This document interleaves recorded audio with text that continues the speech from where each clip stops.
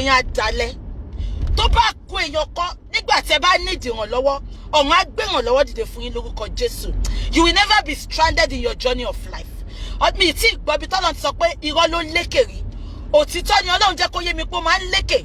Tó bá jẹ́ pé lórí òtítọ́ ìdè la wà, òtítọ́ ló máa lékè dọ́jọ́ alẹ́ lórúkọ Jésù. Àǹtí Láìdé, mo kí yín kú ọmọ ṣe. Ẹ kú sùúrù. Ó sọ pé àdúrà ló ń gbà, agbára ò ń gbà. Ó ti pẹ́ tẹ́ ti wà nínú ọ̀rọ̀ yìí. Oríṣiríṣi àwọn èèyàn ti bá yín dá sí. Ṣùgbọ́n kàkà kí Genesis calm down. Ó fi pé bóun ṣe máa ń lo jìbìtì pẹ̀lú everybody. Òun lè mú ilé ìjẹni. Kí ni mo sọ? Ọlọ́run nìkan lọ́ba tí máa ń lé ni, tí kò ń léyàn kó tó múyàn. Àbí kò yé yín? Bí gbogbo story yẹn ṣe bẹ̀rẹ̀ ni. Mo ṣáà rí pé bí 2 weeks ago. Àwọn tèmi ti ní kí má máa ṣépè mọ́, mo ò ní ṣépè. Mo ṣáà rí pé 2 weeks ago. Oshoba, update. Let me go and put on my dancing shoe. Gbogbo wọn bẹ̀rẹ̀ sí ní update. Wọ́n máa gbà. He shock them. He go shock them. Bàbá wọn máa jáde. Bàbá wọn bọ̀. Mo wá wọlé, mo wòkè, mo wọlé. Abẹ́ gbọ́ mi. Mo wòkè, mo wọlé. Mo ní wọ Ọlọ́run. Ó dojú ìgbàgbọ́ tì mí rì. Ó dojú àdúrà tì mí rì. Àyàfi tí mo dẹ̀ tẹnumọ́ láti jọ ẹ̀. Mo ní àyàfi tí Genesis bá ṣe dáadáa. Àyàfi tí ò bá sí ẹ̀jẹ̀ lọ́wọ́ Genesis. Àyàfi tí ò bá ti pa a lot of innocent people lẹ́kún. Àyàfi tí ò bá ti ti ẹni tí ò jẹ́ kó tì mọ́lé. Àyàfi tí ò bá ti fi ọwọ́ tálíkà because kò lọ́wọ́ ọlá. Má jẹ́ kí n pè lọ́wọ́ ọlá kí n pọ́nlé. Àyàfi tí ò bá ti fi ọwọ́ tálíkà, tí ò bá ti fi gbá àwọn èèyàn lójú. Nìkan lọ́lọ́run ò ní jẹ́wọ́ agbára ẹ̀. Ṣùgbọ́n tí Ọlọ́run bá wà lókè tó ń jẹ́ ọba tó ń jẹ́ mi ni má ṣe bẹ̀rù. Ògbéni níjà kẹ́rù òpó níjà. Awọ kẹ̀m̀bẹ̀rẹ̀ bí ìjà. Ọlọ́run ò. Ìyà tó tọ́ ni kò fi jẹ Genesis. Mo ṣàjókòó mò ń wò. Ẹ jẹ́ kí n kọ́kọ́ sọ fún yín. There is an adage that says nobody can mock God. Kò sí bí wọ́n ṣe lè lọ lógún ọdún. Òtítọ́ máa fara wọn níjọ́ kan ní ẹgbà bẹ́ẹ̀. Genesis case is gonna serve as a lesson to you lots of olórí burúkú prophetess and pastor. Tẹ́ fi àwọn èèyàn sínú ìgbèkùn. Tẹ́ folúgbòhùn gbowó lọ́wọ́ wọn. Ìtorí nǹkan tẹ́ máa jẹ. Ìtorí nǹkan afẹ́ ayé. Ilé ayé lẹ bá, ilé ayé lẹ máa filẹ̀. Ẹsẹ̀ mẹ́fà péré ni. Mo ráwọn olórí burúkú kan náà tó sọ pé ń gbàdúrà fún. Àdúrà yín ò lè gbà lórí Genesis. Àyàfi tí Genesis ò bá ṣe. Ṣùgbọ́n tí Genesis bá ṣe nǹkan tó ló ṣe yẹn, gbogbo àdúrà yín ò lè gbà. Genesis ń gbàdúrà lórí gbogbo social media. Genesis ló ṣẹ̀sìn jù. Aṣálẹ̀ gbogbo mi fún mi. Alẹ́ ẹgbẹ́pọ̀ mi fún mi. Alẹ́ orí mi ò. Alẹ́ firstborn. Alẹ́ massive mercy. Òwúrọ̀ ọjọ́ alẹ́. Ìdákẹ́ ọjọ́ alẹ́. Orí òkè Síónì. Orí òkè jẹ́ ìṣerere. From January to December. Genesis. Ọlọ́run ò ń dojú tàwọn tiẹ̀. Ọlọ́run ò sọ pé a ní níṣòro. Ó sọ pé a máa ní ìṣòro. Ṣùgbọ́n ìṣòro yẹn kò ní borí wa. Genesis, shame to you. Shame to gbogbo àwọn babaláwo ẹ. Shame to gbogbo àwọn tó fún ẹ lógún kó fi ṣàwọ́rò. Shame to gbogbo àwọn tó lọ gbàgbára lọ́wọ́ ẹ. Wọn ò lè ṣe nǹkan kan. Wọ́n ju ẹ sílẹ̀. Wọ́n ṣá ẹnu. Wọ́n ta ẹ tán. Wọ́n fi ẹ sílẹ̀. Ọlọ́run nìkan lọ́ba tíyàn képe tí ò kì í dojú tíyàn.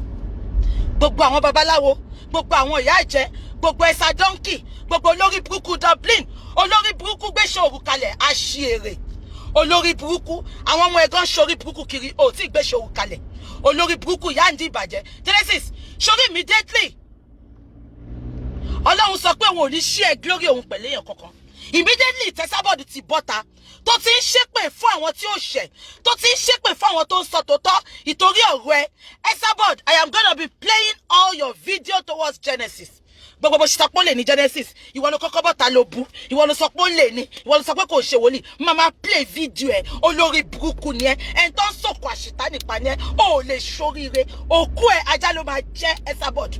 Sórí ìjà tó ti sọ pé ó ṣe ṣòru fún Genesis, wọ́n bá lọ ṣe ṣèmù ẹ, àti wá àti ṣòru ẹ, wọ́n bá lọ ṣe dojú tì yàmà yàmbá, olórí burúkú, olóṣì ìyá òṣì, aláyé bàjẹ́ at age 60, ó ra kẹ̀kẹ́, ó sọ pé wẹ́rẹ́ ni ṣe olúwa, tí ṣe olúwa ò bá ní wẹ́rẹ́ ńkọ́, wàá ra kẹ̀kẹ́ at age 100, àṣìírè tó ra lé káńsù ní age 60, tó sọ pé wẹ́rẹ́ ni ṣe olúwa, ilé káńsù wọn máa fún ẹ ní 70% off lórí ẹ̀ ni.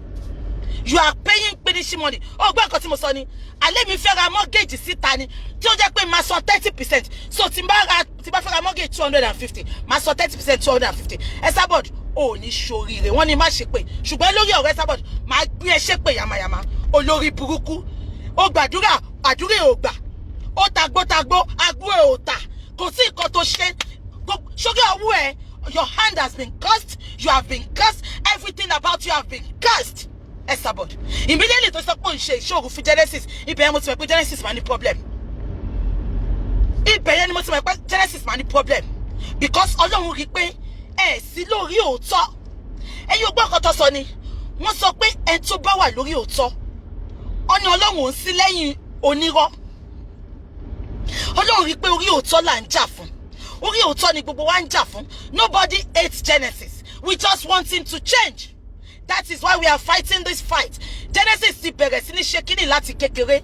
Ìgbà tán ti bí inú oyún ló ti ń jalè. Inú oyún ló ti ń dupe. Inú oyún ló ti ń ṣèkà. Inú oyún ló ti ń panilẹ́kún jayé.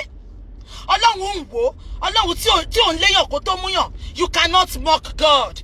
All you stupid prophets, prophetesses on social media, on our cyberspace. You cannot mock God. You can only mock him for a while. Má ṣe lògùn má mọ̀. Immediately tó bá ti ń ṣe, tó believe pé kò sẹ́ni tó rí ẹ, tó bá yóò bá rí ẹ, ọba ọ̀run ń wò ẹ́. Eléyìí máa fi kọ́ gbogbo yín lọ́gbọ́n. Tó bá sọ fún Genesis lọ́dún mẹ́wàá ń sìn, ipò máa tì mọ́lé. Ó máa ní kọ́ tutọ́ ìdànù kò lè ṣẹlẹ̀. Genesis, shame unto you. The unstoppable Genesis, stop where? The unstoppable become a stopped Genesis. You are being stopped. You are being deprived of a lot of things. Jẹ́ kí n sọ fún ẹ, ó bá sanwó privileged prison. The fact still remains that you are a prisoner. A convicted prisoner will always be a convicted prisoner. Genesis, lọ wo gbogbo history àwọn pastor tí mo ti mọ̀ láyé mi. Èwo ló ṣẹ̀ sí àgbáyé bó ṣe ṣẹ̀ sí àgbáyé yìí. Genesis, gbogbo àwọn tó ń jà fún ẹ, gbogbo àwọn tí Ṣọlá lọ ń sanwó fún, kó máa ṣe show, kó máa bo irọ́ mọ́lẹ̀, wọ́n pín kiri, irọ́ ló ń pamọ́, irọ́ wo bọ́lọ̀ ń ṣe ń dojú tiẹ̀, ẹ tún gba disgrace ẹlẹ́ẹ̀kejì, àníkẹ́ gbà fọ́lọ́run ní sinmi, ẹ̀yin olórí burúkú ranters, ẹ̀yin ranters, ẹ gbà fọ́lọ́run ní sinmi. Ọlọ́run sọ pé ẹ̀yin olódodo lòun máa wà, òun ò ní sí lẹ́yìn onírọ́, òun ò ní sí lẹ́yìn alábòsí. The head of prison correctional center ní prison kirikiri bí ti Genesis wà. The correctional center is meant for àwọn tó bá ṣe nǹkan tí ò dá, for them to be corrected. The head of kirikiri prison, ẹ̀yin gangan ló wá ń bá nídìí ìbàjẹ́. Ẹ̀yin lẹ mú fóònù wọlé fún Genesis. Ẹ̀yin lẹ ń gba voice Genesis every day. Voice tó ń ṣe today of 10th of kini yẹn, ẹ̀yin lẹ ń bá gba voice tó lọ fi ń ṣeṣẹ́ ibi tó tún fi ń dupe àwọn èèyàn. Ìkà ni ẹ̀yin gangan nìkà. Genesis is meant to be there to sober and to move closer to God and to pray for forgiveness of sins. Because a lot of people wọ́n ti last year ta ṣe ìkórè ẹ̀. Ẹ̀jẹ̀ sùn ni. Genesis, kí ló ń fi ẹ̀jẹ̀ ṣe? Ẹ̀jẹ̀ sùn ni. Ibi tó tẹ́ canopy sí fáwọn àlejò kan lọ jókòó sí. Òun náwọn àlejò tiẹ̀ lábẹ́ building kan tó máa ti entertain àwọn àlejò.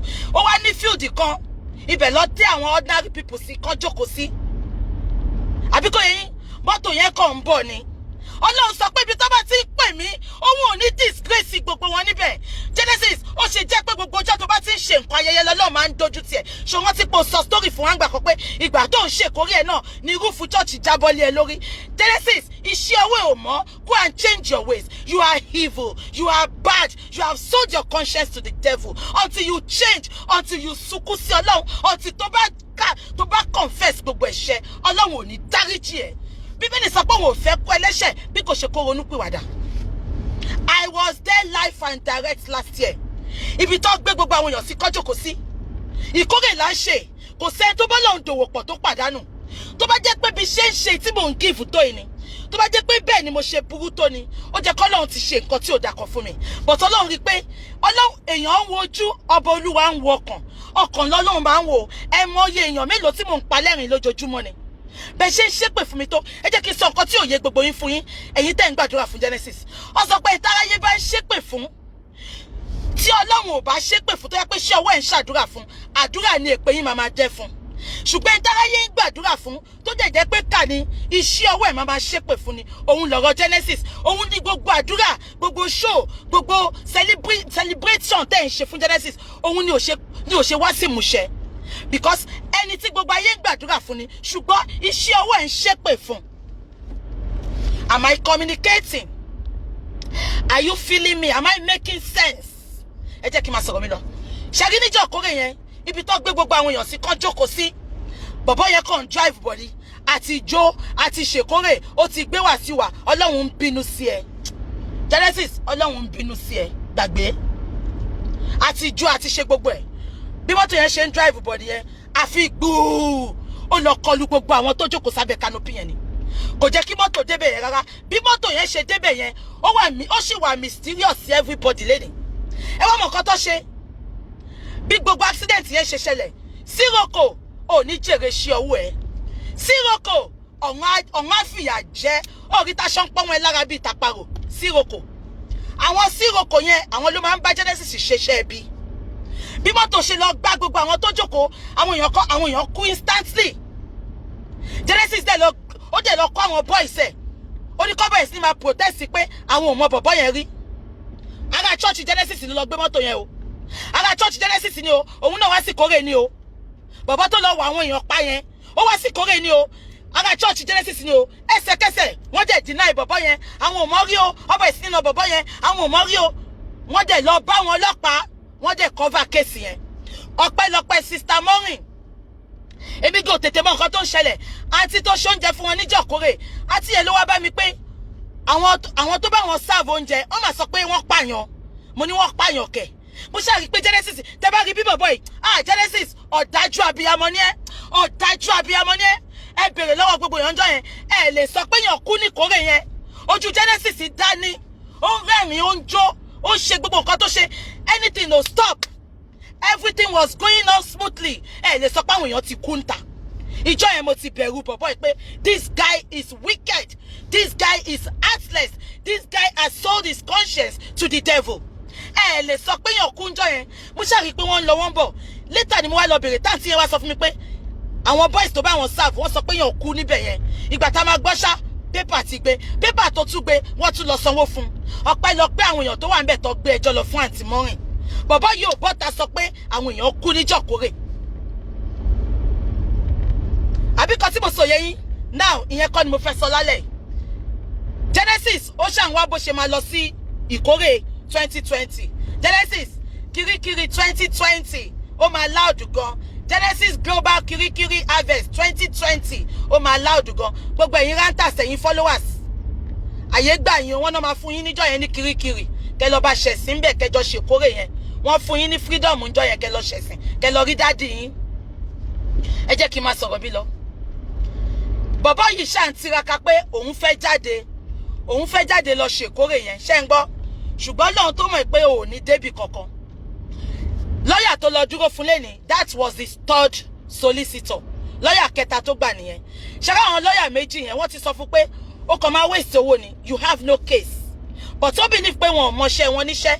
Ṣẹ́rí lọ́yà tó wá lọ bá l'Àbújá yẹn, lọ́yà tó gbà l'Àbújá yẹn. Ìyẹn fẹ́ mi blame lọ́yà ìyẹn fẹ́ jẹun tiẹ̀. Ìyẹn ṣáà take care up. Òun ni mo fi jáde ní last week tẹ́ bá rántí tó kọ gbogbo medical report. Ó sick, ó la hypertension, ó ní cancer, ó ṣe gbogbo ẹ̀. Anyway, we went to court today. To God be the glory. I was not there physically, but I was there in spirit. We got to court. Genesis was not allowed to appear in court. Prosecuting officer àti solicitor Genesis àwọn ló wá sí court. So when we got to court, all that gbogbo ele wọ́n tún ṣá. Unfortunately, Genesis, he was denied that freedom. He was denied the bail. Wọ́n sọ pé kán lọ gbé doctor wá kó wá máa wò nínú prison. Genesis is not allowed to go anywhere. Ṣẹ́rí tó bá ń ṣera wọn kì í mọ̀. Olórí burúkú Igotu ó dàbí ẹlẹ́dẹ̀ ẹ̀gàn ti Maryland. Ó ṣẹ̀kẹ́ dìgbìdìgbì aṣièrè. Ó wọ́ra ẹni wèrè spokesperson Genesis tó wà Maryland. Ìgbà tó bẹ̀rẹ̀ sí ní ṣe show yẹn, ó rí pẹ́kẹ́ ò tó bẹ́ yẹn. Ọlọ́run tí ibi ẹ̀kẹ́ lọ́lọ́run tí kọ́kọ́ fẹ́ mú ẹ wo bẹ́ẹ̀ kẹ́ ẹ ṣe wú bẹ́ẹ̀ tó lo máa wú olórí burúkú àwa wú báwo ló ṣe ugly bẹ́ẹ̀ yẹn náà ó yìí dá tẹ́lẹ̀ ò ṣe wò ó bó ṣe rí anyway jẹ́ máa sọ lọ. ṣé wọ́n ti pé téèyàn bá ń fẹ́ ṣèyàn wàá rò bí ká ló fẹ́ ṣe but ara wọn ló máa ń ṣe. ṣé wọ́n ti pé gbogbo wọn pariwo last week kò save o Genesis ò save o Bukky ló fẹ́ pa o àṣọ fi ṣera wọn ni. Genesis sọ pé kọjá kóhun máa lọ́ọ̀yà Genesis sọ pé kọjá kó máa lọ láti ilé kan fún ní bail kó lọ treat rẹ̀. àwọn judge àti lọ́ọ̀yà àǹtí Láìdé wá sọ pé kò lè lọ treat rẹ̀ ṣe bẹ́yìn náà lè sọ pé láìfẹ́ ò save níta láìfù Genesis ò save níta so definitely kò lè bọ́ta lọ treat rẹ̀ ó gbọ́dọ̀ wà nù prison yẹn inú prison yẹn ni láìfẹ́ ti save kò gbọ́dọ̀ bọ́ta lọ treat rẹ̀ wọ́n wá gba doctor fún wọn ní kí doctor yẹn máa wá wò ìwọ doctor jẹ́ kó rí ẹ pé o gbogbo CCTV ló wà nù bẹ̀ yẹn fún ẹ o tó bá mú anything wọlé fún tó bá olórí wọ́dà ló ń gba voice o àwọn wèrè ẹ jẹ́ kí n ṣọ́ọ̀kì yín wọ́n sọ pé àwọn informant mi ló gbé fọ́tò jáde ẹ bá mi bí wọ́n pé man wo ló lọ bá Genesis ya fọ́tò nu prison tó sọ pé ó fẹ́ fi gbàdúrà ṣé máa yín ò lè gbé fọ́tò jáde àní wèrè ni gbogbo yín wèrè lẹ́jọ́ gbogbo information màmá mú wá for now ẹ tí ì ní rí fọ́tò ẹ̀yìn tèmi kò sí fọ́tò nsìn because fọ́tò yẹn ti strict there ṣùgbọ́n gbogbo information tó kù màmá mú wá fún yín àbí kò yé yín ìwọ doctor tó sọ pé kó lọ máa wo yẹn jẹ́ kí n sọ fún ẹ̀sìn all eyes are on you gbogbo CCTV mi mo set síbẹ̀ yẹn tí wọ́n bá rí nǹkan àjèjì kan lọ́wọ́ Genesis wàá fẹ́ kú wàá fẹ́ là láìsẹ̀nsì ẹ̀ wọ́n máa gbà lọ́wọ́ ẹ̀ ni èmi ni mò ń sọ̀rọ̀ nsìn DJ ló ń dún lọ́wọ́lọ́wọ́ èèyàn kan ṣoṣo tí gbogbo ayé pè ní congregation afẹ́jẹ́ kí Genesis change ni àwa ta nífẹ̀ẹ́ àwa là ń bá wí gbogbo èyí olórí burúkú tẹ̀ ń jà fún ẹjọ́ mélòó kí lẹ ti gbé ṣẹ́nu ayé ẹ̀ gbogbo èyí tẹ̀ ń jà fún àníkà ní ìkàlẹ̀ èèyàn nìkan ẹ jẹ́ ká máa sọ̀rọ̀ wa lọ. George ṣàyàrí pé anyway you cannot go to anywhere any treatment you want to receive kan wá fún any treatment yẹn because ìwọ gangan ti pariwo síta pé ṣé mo gbà tó mo gbé fọ́tò ẹ̀ síta yẹn ó dìdí lọ bá head of warder olórí prison yẹn ni ó sọ pé life òun ò save ẹ máa gbọ́ ó ní kó gbé òun kúrò ní prison wọ́n wá nínú wọn lè gbé kúrò ní prison pé wọ́n máa láti minimize àwọn tó wá ń kíni so wọ́n minimize ẹ̀ irú àná wọn jẹ́ kó lọ sí church even gbogbo àwọn social things tó ń ṣe wọ́n refuse ẹ̀ wọ́n ní kó wà minimal ń sìn because they don't know what is happening again àbí kò yẹ yín wọ́n dá ẹgbẹ́ yín ló fún mi ní information mistake tẹ̀ ń ṣe nìyẹn ibo mo tún ti ń gbọ́ gbogbo eléyìí tí mo sọ yín sìn wọ́n jẹ́ kó lọ sí church lánàá a lot of social media things tó ń ṣe wọ́n ti stop ẹ̀ for now àbí kò yẹ yín kò appear ní court lẹ́ni àwọn lọ́yà méjèèjì nìkan ló appear ní court lọ́yà Genesis dẹ̀ lọ pẹ̀lú èèyàn méjì kan mi mọ báwọn èèyàn méjì yẹn ṣe jẹ́ mo yìí máa get information wọn màá wá sọ fún yín and it was a closed court wọn allow èrò ń bẹ̀ ṣé kan tí mo sọ yẹn anyway wọ́n deny ẹ̀ ní bail Genesis ibẹ̀ yẹn ló bá ti ṣe 16 months concurrently Merry Christmas ibẹ̀ ló máa ti ṣe Happy New Year ibẹ̀ ló máa ti ṣe unfortunately it is a correction center Ọlọ́run fẹ́ jẹ́ kó lọ reflect lórí gbogbo wa ẹni èèyà Genesis pẹ̀lẹ́ wọ́n sọ pé látìgbà tó ti túfọ̀ fún pé ya ẹ̀kú tó jẹ́ kó bọ́ta wọ́n ní kò bọ́ta síyàn ó tira ìmọ́nú sẹ́ẹ̀lì látàárọ̀ inú wèrè tí ń dùn wọ́n ló ti páàkì aṣọ pé òun lọ lélẹ̀ ni ó ṣe mistake ẹ bá sọ àbẹ́là jù bẹ́ẹ̀ lọ ó bá àmọ́dídí virgin kẹfí ṣe tutù kẹfí gbàdúrà àdúrà ò lè gbà àyàfi tó bá ṣẹ̀ Genesis tó bá yẹ pé owó ẹ mọ́ tó wá fi ìyà jẹ báwọn èèyàn ṣe ń sọ Ọlọ́run á ti tú ẹ sílẹ̀ ó gbọ́ nǹkan tó sọ ni Ọlọ́run Celestial ń ṣe Ọlọ́run tíyàn lè mock ó gbọ́ ni àbí kò ṣe Celestial ni wọ́n á dẹjọ́rú ìkọ́kọ́ bó jẹ́ pé wọ́n máa dẹjọ́rú ìkọ́kọ́ máa ṣẹlẹ̀ tó yẹ pé wọ́n máa fi ẹlẹ̀ Genesis tó yẹ pé lórí òtítọ́ ló wà ṣùgbọ́n Ọlọ́run tó rí pé Ọlọ́run ọ̀ṣọ́fà tó rí pé orí irọ́ ló wà ó ti fi orúkọ Ọlọ́run ó ti fi lùyàn jìbìtì ó ti forúkọ Ọlọ́run ó ti fi ṣèkà ó ti forúkọ Ọlọ́run ó ti fi pààyàn lẹ́kún jayé ó ti forúkọ Ọlọ́run ó ti fi di àwọn èèyàn sínú bondage ó lè mú jẹ Genesis inú oyún lọ sọ pé ó ti ń ṣe bọ̀ inú oyún you were born to be a wicked man you were born to be an evil you were born to sell your conscience to the devil ó gbọ́ nǹkan tó sọ ni ó ní iyán ogún ọdún ó máa gbóná fẹ́lẹ́ fẹ́lẹ́ fẹ́lẹ́ gbogbo tó ti ṣe 11 years ago. Announcement gbogbo ẹ̀wọ̀n tó bá ní tí Genesis bá ṣe gbogbo ẹ̀yin tẹ́ ní evidence pé Genesis ti ṣe nǹkan fún yín bó jẹ́ ẹ̀yin tó rape ni bó jẹ́ ẹ̀yin tó gbowó lọ́wọ́ ẹni àbí anybody irú fún mi làwa yẹn wọ́n ní kẹ́ gbé ẹjọ́ yẹn lọ sí Ministry of Justice. Ẹ máa ráwọn tó máa attend sí yín bẹ̀ because wọ́n understand pé ẹ̀ náwó solicitor. Ẹ lọ sí Ministry of Justice tẹ́ bá wà ní Nàìjíríà ẹ lọ table ọ̀rọ̀ yẹn níbẹ̀ ẹ má table ẹ̀ fáwọn ọlọ́pàá because àwọn ọlọ́pàá náà ti gbà bọ́dẹ̀.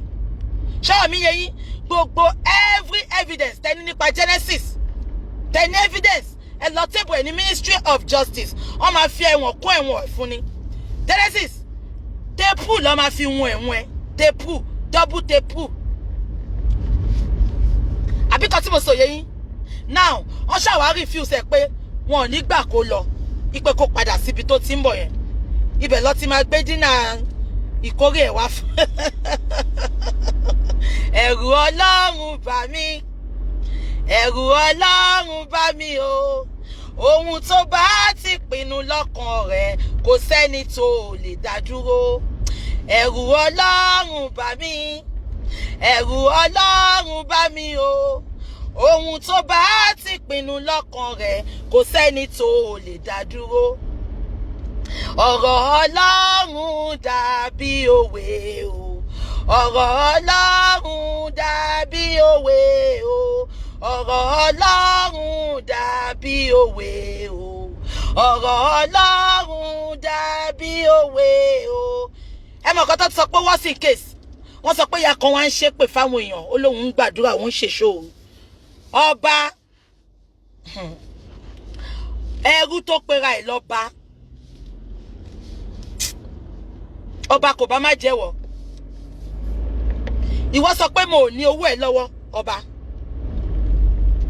kò bá má jẹ́wọ́ ọba ó ti gbàgbé ìgbà tó fẹ́ ṣèyàwó ní December last year ni ó ti gbàgbé ní ọba jẹ́ kí wọ́n létí ó dàbò má tètè gbàgbé nǹkan ọba ìwọ sọ pé mo ò ní owó ẹ̀ lọ́wọ́ ẹrú tó pera ẹ̀ lọ́ba àti bàbá ẹ̀ àti ìyá ẹ̀ tó ti kú lọ́lọ́run ẹrú lẹ̀ ń ṣe Genesis mú ìyá ẹ̀ lẹ́rú inú chọ́ọ̀chì yẹn nìyá ẹ̀ kú sí ó tún mú bàbá ẹ̀ lẹ́rú bàbá ẹ̀ yìí ń ṣẹrú lẹ́bẹ̀ Genesis ni ó tún mú wọ ọmọ náà lẹ́rú ẹ máa ṣẹrú kú ní bó ṣe wà yẹn ẹrú tó pera ẹ̀ lọ́ba ìwọ sọ pé mi ò lówó ẹ̀ lọ́wọ́ ọba jẹ́ ẹ̀rún ẹ létí ní December last year tó ṣèyàwó ó sọ pé ojú ń tì ẹ́ ó pè mí nì ó sọ pé Genesis ò rówó fún ẹ ó sọ pé yàwó ẹ àwọn èèyàn yàwó ẹ ẹ̀gbọ́n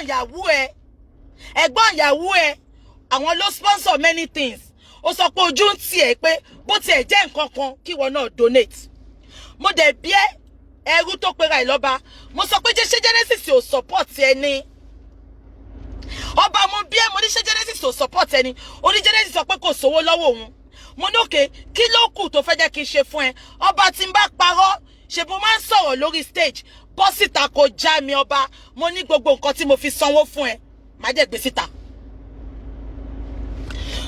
mo sọ pé kí ló kù ó sọ pé màálù ló kù tó fẹ́ rà mo ní ṣé Genesis ò ra màálù fún ẹni ó ní bàbá ní kò sówó lọ́wọ́ òun mo ní òkè èlò ni màálù ó sọ pé 250,000 naira ọba nínú òtútù nínú iṣẹ́ tí mò ń ṣe nínú nǹkan tí mò ń ṣe mo wọlé mo jáde mo fún ẹ ní 250,000 naira within a space of 1 week tó béèrè lọ́wọ́ mi bó tẹ̀ jẹ́ pógùn ló lò mo ṣàmọ̀ pé mo kó 250 kó fi ra màálù fún ẹ ọba kò tún wá ń ṣe yẹn o àwọn tó mọ̀ mí dáadáa tí n bá ń lọ sẹ́kọ̀ọ́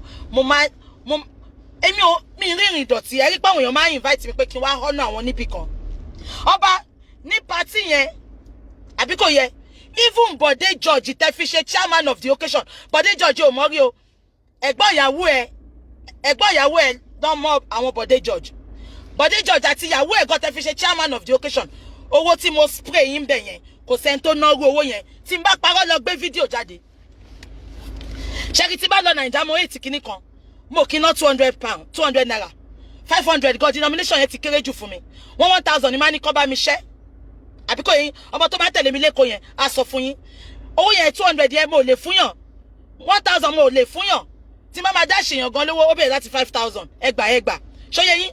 So ìgbà tí mo ní kó bá mi ṣẹ́wó yẹn mo ní kó ṣẹ́wó 1,000 wọ́n wá ní wọn ò rí denomination 1,000 ipe 500 lọ ní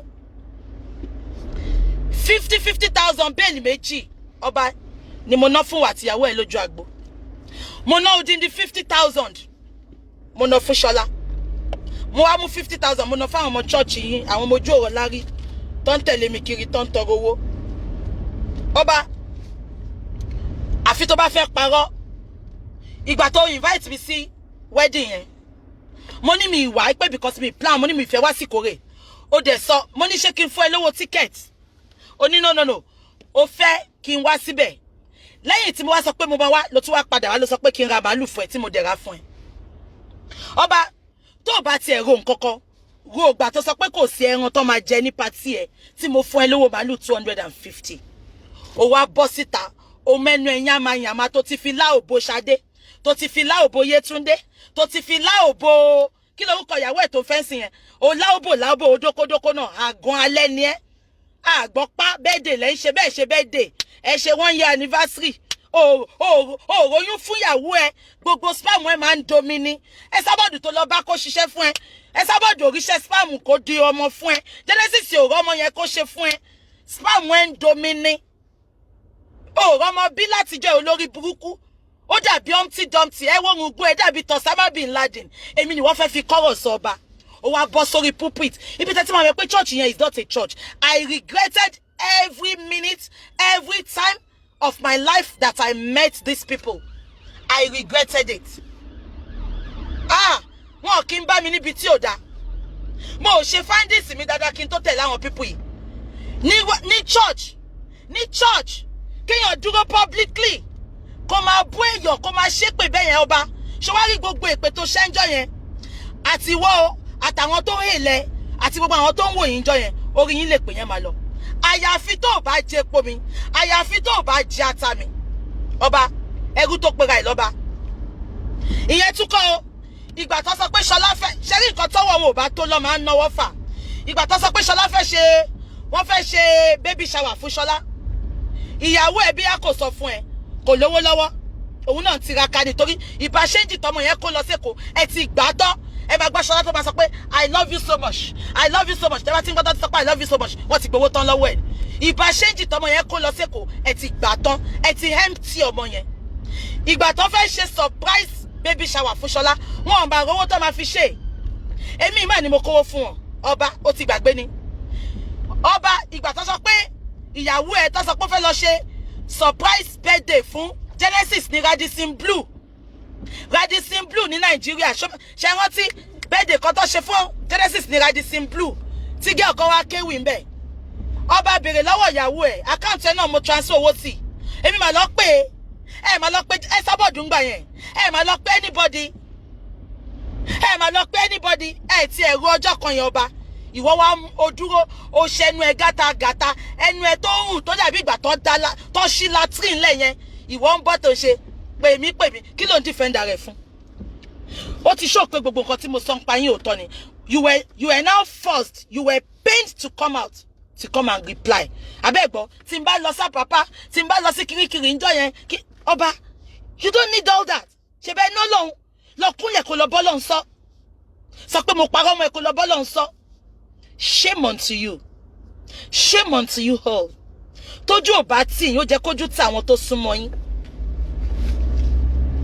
ọba mo ní ṣe nǹkan kan fún ẹ sórí ìbá tí mo sọ yẹn kó máa ró lọ́kùn ẹ epo mi ata mi ìjọ tó ṣe wedding tó sọ pé kò sí ẹran tó máa fáwọn èèyàn jẹ ní wedding ẹ tí mo bò ẹ láṣìírí tí mo ra màálù fún ẹ gbogbo nǹkan tó máa bí ẹ nìyí èmi ló fẹ́ fi kọ́rọ̀ sọ ó wò mí ni wọ́n ní ẹ tó kò mí ò mọ̀ mí ẹ tó mọ̀ mí ò kò mí ó wò mí ni kó tó bọ́ta sọ̀rọ̀ ó mà láyà o ta ni bàbá ńlá bá bẹ́ẹ̀ kò jọ mí lójú mo ti sọ pé Genesis àwọn olórí burúkú àwọn illiterate àwọn tout àwọn ọmọ garage àwọn tó ń breed nìyẹn ẹ wo go ọba yẹn ṣé wọ́n ti pé orí pẹpẹ yẹn náà ni Genesis sọ pé òun máa nu àwọn àgbà ṣẹlẹ̀ òun máa lọ wọ́n bí kọ́kú òun máa fàmùrè wọn òun máa fi dì wọ́n òun máa jù wọ́n sínú omi ṣé wọ́n ti pé orí pẹpẹ yẹn náà ló ti sọ ó ní fi ọ̀rẹ́ ẹ̀wọ̀n mi kí sọ̀rọ̀ èèyàn tó jẹ́ fi bàbá ẹ̀wọ̀n mi kí sọ̀rọ̀ èèyàn tó jẹ́ fi olùṣọ́ ẹ̀wọ̀n mi kí sọ̀rọ̀ chọ́ọ̀chì tó ń lọ òun tí bàbá bá gbọ̀n lọ́mọ máa hàn the same thing tí Genesis ṣe lórí pẹpẹ yẹn òun náà lọ bá túnṣe. Genesis is a bad example to youth. Genesis is a bad example to his congregation. Am I communicating? Ẹ jẹ́ ká fi tọba sílẹ̀. Gbẹ́pọ̀n mi fún mi. Olórí burúkú olè àlòkù òjò. Ibi àtẹ́bá ti rí pastor, prophet tó ń ṣẹ́yún. Gbẹ́pọ̀n mi fún mi. Olóyún fòjò now. Ìwọ Ọlọ́run. Teba fair good Nigeria. If you want a good nation, let us eradicate all these fake prophets, fake pastors. They are everywhere now. Back on me for me. And cross fuck. Ojo do e. O ti gbàgbé pé ó pè mí ni. O ti gbàgbé bó ṣe sọ̀rọ̀ Ojo fún mi ni bó ṣe sọ̀rọ̀ Genesis fún mi. Bó ṣe sọ̀rọ̀ Baba Kasali fún mi gbẹ́pọ̀ mi fún mi. O ní ṣí oríire gbẹ́pọ̀ mi fún mi.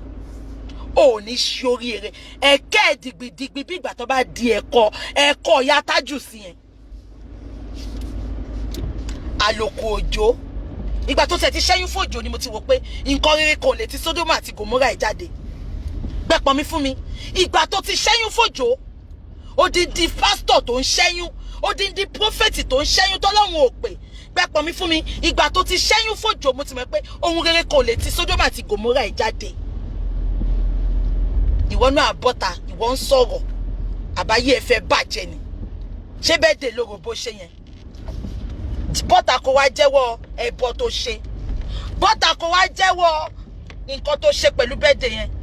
Notice pé ọdọọdún náà máa ń ṣe party ni. Ẹ máa wo gbogbo àwọn prophet orí Facebook yẹn. Ọdọọdún náà máa ń ṣe party. Wọ́n á dẹ̀ so oúnjẹ ni. Gbẹ́pọ̀ mi fún mi. Ayé ò ní da. Ẹ̀kẹ́ ìbí ìgbà tó ní kó aṣọ́kọ̀ yẹn. Kò ní da fáwọn alátìlẹyìn. Ó ní ṣoríire. Àti wá àtàwọn tó ṣe ẹ̀ṣù ẹ̀. Ikú lẹ máa kú. Èmi ni wọ́n fẹ́ máa èmi ló fẹ́ fi kọ́rọ̀ sọ. Àbólórí burúkú ni ẹni. Olóṣì. Òbú ẹ ti di kànga. Prophet tó bu ẹ ti di kànga. Gbogbo èèyàn ló ń dá mi sí. Atóríṣe dá mi sí. Osam Ojo dá mi sí. Macaulay dá mi sí. Kò sẹ́ni tí ò dá mi sí. Balùwẹ̀ free ni. Kò sí padlock lẹ́yìn ilẹ̀kùn balùwẹ̀. Free báyìí ni. Gbogbo wọn ń dá mi sí ni ya. Ìwọ yẹn ló wá ń bọ́ta ló fẹ́ gbàdúrà. Ẹ̀yin tẹ́ rí di ara yín tẹ́ sọ pé ẹ fẹ́ máa rí di èèyàn.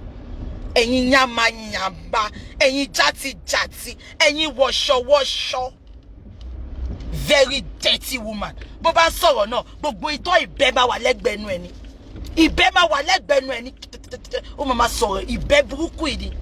Olórí burúkú. Àbọ̀rọ̀ tí mo ṣe sọ pé Dọlápọ̀ là jẹ́. Pé Dọlápọ̀ ló ń control Baba Kasali. Bọ́tà kò sọ pé ó sọ bẹ́ẹ̀ fún mi. Very wicked woman. Kò dẹ́ ṣe pé gbogbo wọn like Genesis o. Ṣé kí n ṣọ́ọ̀kì yín lálẹ́? Gbogbo ìgbà tí Genesis wà ń ta, tó máa ń ṣẹ̀sìn, tó máa ń kérò tá à ń follow ẹ̀. Tí Genesis ní crowd yẹn. Ẹ ní kí gbogbo wọn bọ́ta tó yẹ pé inú wọn ò dùn bí Genesis ṣe wà ní prison yẹn. Because wọ́n rí pé Genesis rí èrò ju gbogbo wọn lọ. Inú gbogbo wọn ò dùn. Ṣé gbogbo nǹkan tí gbogbo wọn ṣe, it is called ojú ayé. Ojú ayé ni gbogbo wọn ṣe. They are just fake ass idiots. Sets of dingbats. Sets of fake prophets and prophetesses. Tọ́lọ́run ò pè tó jẹ́ pé àwọn ló pera wọn. Ẹ lè imagine. Generate how market. Wọ́n ti sọ fún mi pé ládùúgbò ṣọ́ọ̀ṣì ẹ̀. Ẹ wá ń tàn. Mi blame Genesis. 99.9% àwọn tó wà ní church ẹ̀ wọn ò ní fóònù dépò wọ́n máa ní data. Motorola tí mo kọ́kọ́ lò ń lu ìgbà tí mo dé lu about 10 years, 15, 18 years ago. Motorola, hello moto. Òun ni dájà àwọn ará church ẹ̀ ń lò. Wọ́n ti ẹ̀ ní data dépò pé wọ́n máa ní Facebook. Wọ́n náà sọ fún wọn pé daddy máa bá wọn ṣẹ̀sìn jọ́ Sunday ká yẹ yín. Clinton lè sòótọ́ fáwọn tó ń follow yín. Wọ́n ní ládùúgbò wọn lánàá ẹ máa rò bọ́ ń ṣọ̀fọ̀ ni. Ìyá Àjàyí ọwọ́ mẹ́wàá fẹ́yàn kan. Mo rántí pé wòyí last year. Màálù 8 ni Ìyá Àjàyí ní kó lọ kó fún. Wọ́n ti kó màálù fún. Generate mo challenge lọ fi bí tó so màálù sí wọn mi.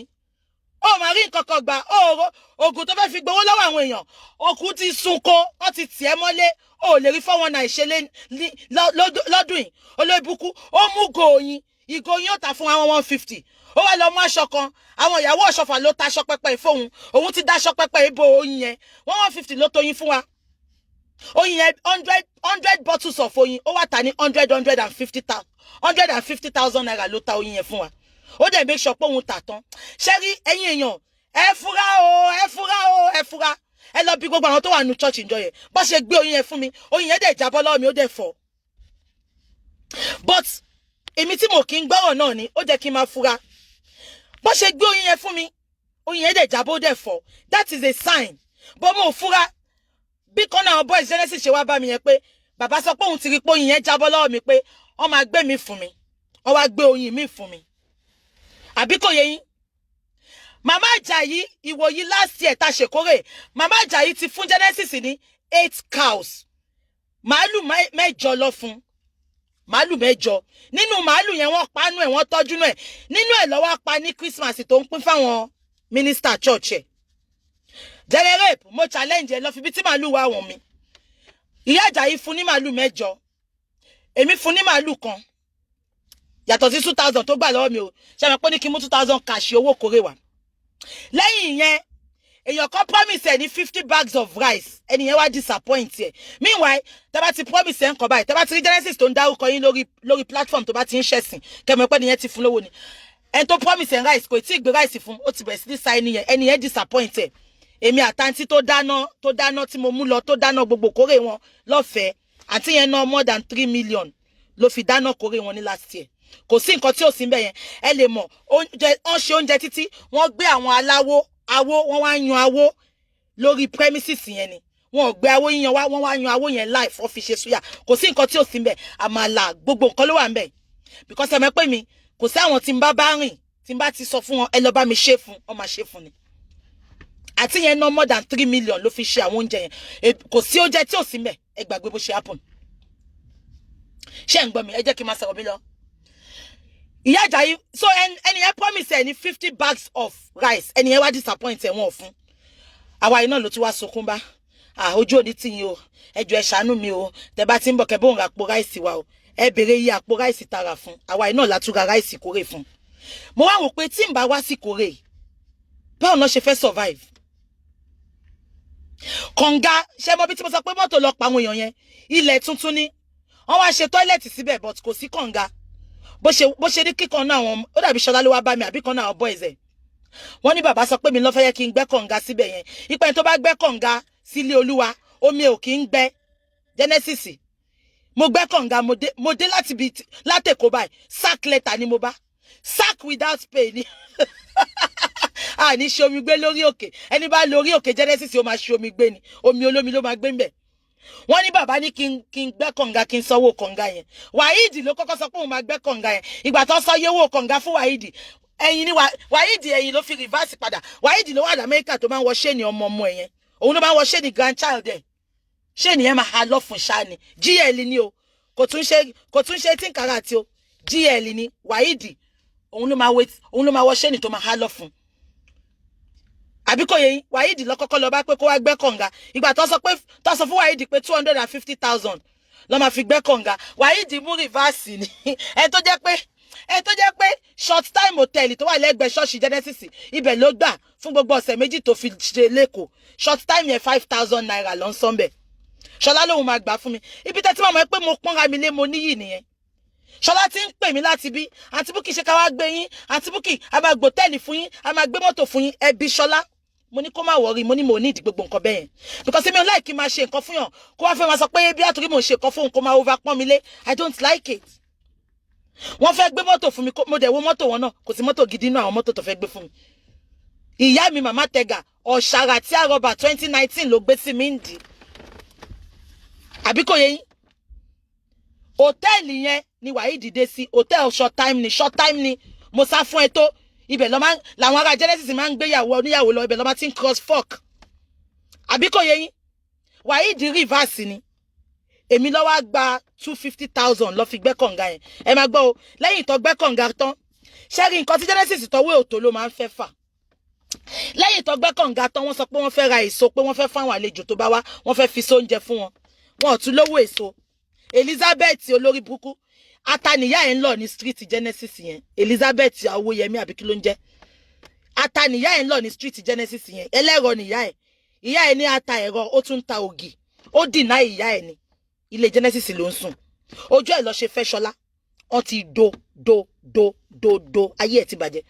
Elizabeth wá sunkún fún mi ni ó láwọn ò léso táwọn máa fi ṣàlejò ní Kòrè èmi mo tún kó 150,000 àní gbogbo owó tó jẹ́ kí n lọ ná fọ́lùdé wọ́n bá tútù gbà tán. àwọn àṣẹ nǹkan Ọlọ́run àṣàánú mi o wọ́n máa lórí mi o ẹ bá rò bẹ́ẹ̀ mi ni mò ń ṣèkórè ni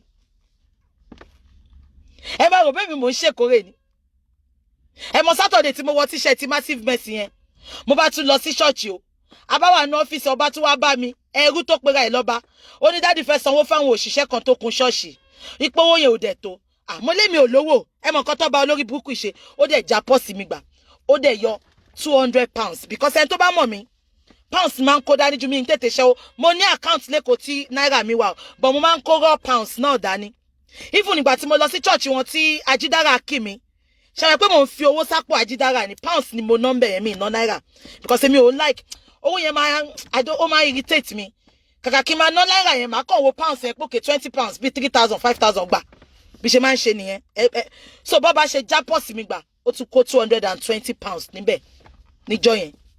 A lot has happened. I don't want to be talking.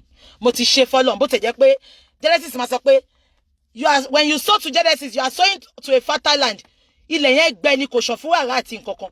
Ilẹ̀ Genesis Global ó gbẹ bí olórí burúkú ni. Tó bá bá wọn dòwò pọ̀ ńbẹ̀ àdánù ìpàyín kí ìnira iṣẹ́ máa bọ́ lọ́wọ́ ẹ ọmọ máa kú mú ẹ lórí ọkọ máa kọ̀ ẹ́ sílẹ̀ gbogbo nǹkan burúkú ayé ló máa ṣẹlẹ̀ sí ẹ tó bá náwó sí church yẹn àbí tó bá gbórí wọbẹ̀. Gbogbo ọdún tí mo fi ẹ mọṣẹ́ tí mò ń ṣe ni mi ní dárúkọ ẹ̀ fún yín.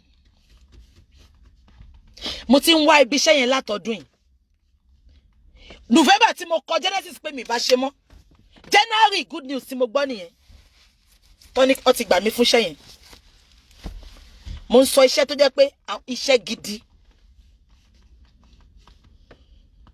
2-3 years ago tí mo fi náwó tó gbowó lọ́wọ́ mi wọ́n ní ẹni tó bá bólúwa dòwò pọ̀ kó ń pàdánù iṣẹ́ ń bọ́ lọ́wọ́ mi back to back ni ẹ jẹ́ ká fi yẹn lẹ̀ fún story of the day. Anyway mo ní pẹ́ lọ Àyìnkẹ́ àgọ́ alẹ́ olórí burúkú ẹni tí ò nírú ẹni ò lè mọyì ẹni ẹni tí ò bírú ẹni ò lè mọyì ẹni. Àyìnkẹ́ àní pé kò tiẹ̀ lóyún látàárọ̀ dálẹ́ kó sọ pé oyún bàjẹ́ mọ́ ẹ lára mi ìgbọ́rí kò ṣẹlẹ̀ nínú ìtàn rí ò lóyún látàárọ̀ dálẹ́ rí gbogbo bó ṣe ń dùn ẹ̀dá ni ó ń dà kúrò lára ẹni ò jèrè ọkọ ò jèrè nǹkankan 15.5 years tó ti wà ń lóyìnbó one room lóyìn ṣí ẹ̀ ò ní privacy pátá ẹ mo gbọ́ pé ẹni tó bá ṣe nǹkan lọ mú pátá ẹ lọ fi ṣoògùn bó ṣe máa bá dọjọ́ alẹ́ nìyẹn àti tó bá gbọ́ pa ara ló sán lẹ́gbẹ̀ẹ́ Àyìnkẹ́ olórí burúkú mo ti sọ pé mo ní máa dá ẹ lóhùn mọ́ because ó kéré sí nọ́mbà gan ìwọ ló kéré jù ìwọ ló fúyẹ́ jù kó tó wá bá mi sọ̀rọ̀ kọ́kọ́ lọ lóyún ó ti sọ fún ẹ pé àwa ọlọ́mọ là ń ja fracas àwa ọlọ́mọ là ń sọ̀rọ̀ Genesis àní kó tó wá bá mi jà kó tó wá bú mi lọ lóyún sọ fún mi pé o ti lóyún tó bá lóyún mi ní dá ẹ lóhùn mọ́ lọ máa ṣe nǹkan tó ń ṣe lọ tó bá ti lóyún tí ẹ lóyún lóyún láàárọ̀ kó bàjẹ́ lọ́sàn tó bá ti ní Ọlọ́run mo ní dá ẹ lóhùn mọ́ ìwà àgàn lásán wọ́n ń pa àwọn ọlọ́mọ kan gán kúrò nù pé kò bímọ àgàn wọn rí ìyá kankan fi pè é ìyá ajá ìyá ológbò ìyá chimpanzee ọmọ àlè játijàti Esabod olórí burúkú ibo ló ti rí jàrú tó gbé sọ́run lánàá yẹn Esabod kò tiẹ̀ má lè ra gold ẹyọ kan tàbá wí tán wà lọ gbé àwọn gold wọ́n ń jó Fuji megastar wàá máa pàtàn bí olórí burúkú ilé àparò paṣọ èṣí dà ìtàn burúkú ilé nígbà ayé Barrister ẹ lè rí kó fi alàyè ṣẹlẹ́rìí àwọn òkú èèyàn ló máa fi ṣẹlẹ́rìí Esabod bí kó fi Abacha ṣẹlẹ́rìí kó fi Barrister ṣẹlẹ́rìí kó fi Baba Ara ṣẹlẹ́rìí olórí burúkú èèyàn bíi Esabod ló máa sọ pé lẹ́rìí òun wà ní ẹ lè rírí àwa máwọn wọ́n ń jó fújì megastar àwọn góòdù gbà yẹn olórí burúkú ó ti pọ́n dẹ̀ Esabod ọ̀rọ̀ mi ò sí lẹ́nu ẹ̀ sórí nǹkan tí máa fi short ẹ̀ up ìyá alágbo ni mi tí ìráyè ni mo ń ṣiṣẹ́ ọdún Esabod ìyá alágbo ni máa fi ba ayé ẹ̀ jẹ́ sórí gbogbo nǹkan tó ń ta yẹn a máa ta ní quarter price ni tó dẹ̀ máa ṣiṣẹ́ dáadáa direct from the root ni àgùntàn paṣọ èṣí dà olórí burúkú ẹwà aṣọ tó wọ̀ lánàá wọ́n fi aṣọ ṣẹ́gì wọ́n fi rán kaba fún ẹ ó pè yẹn ní dress ó wọ jàlámíà ó pè yẹn ní dress aṣọ tó fi ń ṣẹ́ ògì wọ́n fi rán dress fún ẹ Taylor Laurent ló rán dress fún ẹ torí o lè sọ fún mi pé ready made laṣọ tó wọ̀ yẹn ẹ̀sà olórí burúkú Taylor Laurent ó wá mú aṣọ ṣẹ́gì ó tiẹ̀ fẹ́ ra fabric gbogbo àwọn ibi tó ti ń ta fabric nílùú òyìnbó wọ́n ń ta fabric £2.50 ń bẹ̀ as little as £2.50 ó wá rí fabric gidi rà ẹni tó bá ti ń búyàn náà alákìísà ni Esabod ó láṣọ gidi nínú wardrobe àní kò ṣí jẹ́ kí n wo best aṣọ Esabod ó pọ̀ tó bá ń gbọ́ ó pọ̀ BJ ló ń jẹ́ bẹ́ẹ̀ ó pọ̀ èmi ọgbọ́n kan tó ń pè mí ni Marota náà of Manchester Marota náà of United Kingdom ó bọ̀ kan tó ń jẹ́ bẹ́ẹ̀ awọ tèmi máwọ tàná I am not Adekodere oh God Esabod Marota náà of Africa tó bá ń gbọ́ ó pọ̀ èmi ló ń bá compete àní bàbá mi compete lọ bá àwọn ọmọ mi aláṣọ àdúrà compete lọ bá àwọn àti ẹlí ní compete àwọn sáìsì ẹ nìyẹn abẹ́rì tó bá mi compete ó ní mo ní gold Esabod àní mi sínú category Brazilian mọ́ gold lọ́mọ fi ń ṣọwọ́ sí wo lọ pé Bíọ́lá ọ̀rẹ́ mi Bíọ́lá kí ló kọ̀ ọ̀rẹ́ mi o ọ̀rẹ́ mi tó ń ta gold Bíọ́lá ní London máa polówó ẹ̀ béèrè lọ́wọ́ ẹ̀ nǹkan tí mo fi fúnra mi tí mo fi gift ara mi ní Christmas gift ó máa dé lọ́la another handmade gold by Maroto ni Maroto tẹ̀kọ́ ló ṣe yẹn but handmade gold ni 30 gram ni £2,000 ni kò dín 2k ni pounds kò ṣe náírà ìtọ́lẹ̀ ló ṣe yà mí lẹ́nu ìgbà tó sọ pé hush mommy kí lórúkọ woman yẹn náà Olúborí tó sọ pé ó gbé báàgì 1.2 million lára àwọn collections mi nìyẹn mo níye báàgì tèmi wọ Selfridges tí mo rà over 2,000 wà lọ́wọ́ mi nulẹ̀ so kò bá nǹkan kan dé àwọn òní jalè ká èmi ń ṣe I love me lè tọrọ jẹ ìtúrẹ̀ mo ṣe ń ṣiṣẹ́ àbólórí burúkú l'Esabod ni abẹ́rí nǹkan tó wọ̀ lánàá ni wèrè lọ́wọ́ jàrú ó sọ pé òun wọ̀ ṣe ni ṣé ni ló wọ̀ yẹn ṣé ni ló wọ̀ yẹn àbí ṣé ni tó fi so Genesis mọ́lẹ̀ nínú Kirikiri prison you are evil Esabod ó wá lọ mú ṣéènì tó fi so Genesis mọ́lẹ̀ ní Kirikiri ó wá wọ̀ yín ó sọ pé ó wọ góòlù abẹ́rí bó ṣe rí ó wá ń bá mi compete má bá mi compete lọ bá mọ mi bí n pa aláṣọ àdúrà compete lọ bá àti ẹlẹ́yìn compete stop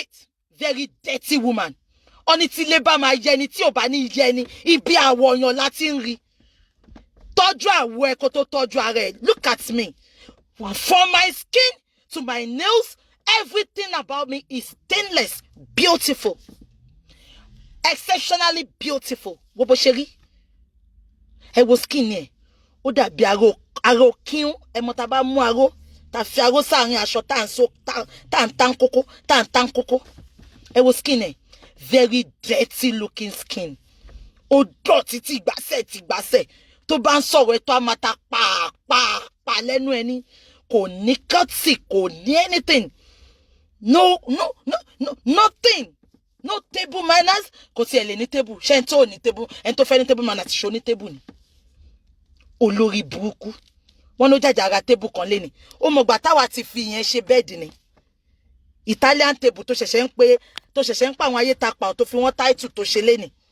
ó mọ̀ gbà tèmi ti ń lo irú bẹ́ẹ̀dì yẹn ni. Mo ti lo bẹ́ẹ̀dì yẹn bí àìsìn about 10 years ago. Mo ti ra bẹ́ẹ̀dì yẹn gbà tí mo ra ní 1,400 àbí 1,600 pounds. Google it, 10 years 12 years ago. Bẹ́ẹ̀dì yẹn Italian ni, wọ́n ship ẹ̀ wá láti Italy ni. Ọmọ ojú ọ̀rọ̀ lárí olórí burúkú, ọmọ àfẹ́kọ́nà játa ọbẹ̀. Ìtàn yìí ni kò bá àwọn alàyè kò pàtàn alàyè rí. Àwọn tó ti kú lẹ́lẹ́rìí ẹ̀. Àwọn bíi bàbá Jesse, àwọn bíi bàbá Ọ̀ṣọ́fà, àwọn bíi Bàdà. Àwọn ẹlẹ́rìí wèrè nìyẹn. Ṣọ́rọ̀ ẹ wà lẹ́nu Pulse and Ponder ni. Ara ń ta, it dey pain you. Ìgbà tó ti bọ́tà tó sọ pé ó ṣe vigil fún Genesis. Mo kàn wò kí mo wúlẹ̀ báyìí. Mo ní ẹni tó bá yé bọ̀bọ̀ ìjẹ́ ni. Kò bá má jẹ́wọ́. Ọmọ ẹ tó ya wèrè ò máa rí vigil yẹn ṣe fún. Àkọ́bí ẹ tó ya wèrè ò máa rí vigil ṣe fún. Ó máa já síta kò máa rẹ́ni tó máa gbà.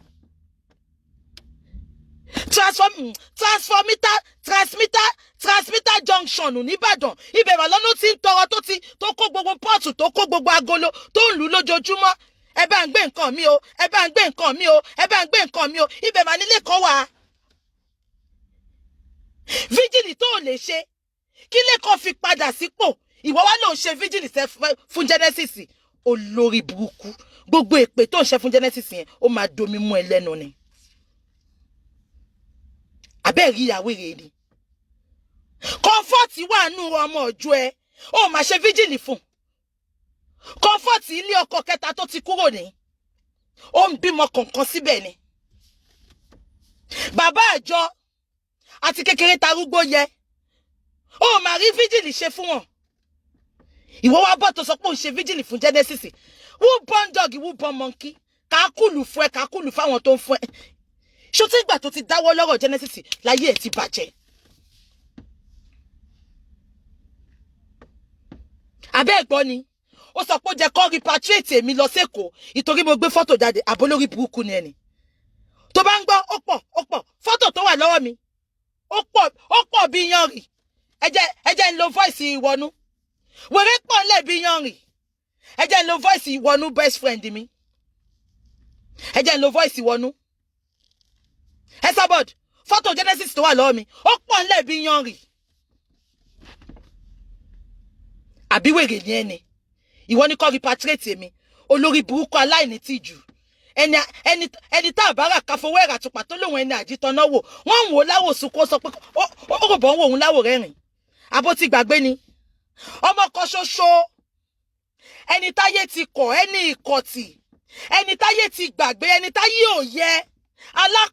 Àpò ṣe iná ṣàní. Ìgbàkọ́. Àpò ṣe iná ṣàní. Ṣọ́fà àpò ṣe ṣe ẹni. Ọmọ kan ṣoṣo tó ń pọ̀ lẹ́yìn. Ó ti gbà pé òun ló wá ṣẹlẹ́yà ẹni kọ́ọ̀tù ni.